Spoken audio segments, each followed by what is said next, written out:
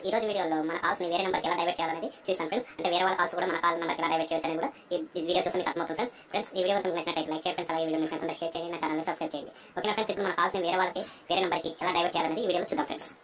ముందుగా మీరు మీ మొబైల్లో డైల్ ప్యాడ్ని ఓపెన్ చేయండి. ఓపెన్ చేశాక దీంట్లో ***62* టైప్ చేసి మీ కాల్స్ ఏ నెంబర్కి డైవర్ట్ చేయాలనుకుంటున్నారో ఆ మొబైల్ నెంబర్ని ఎంటర్ చేయండి. నేను ఎగ్జాంపుల్ ఒక నెంబర్ ఎంటర్ చేశాను.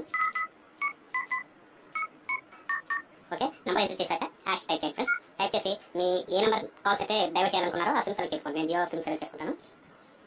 జియో నుంచి కాల్ చేయండి.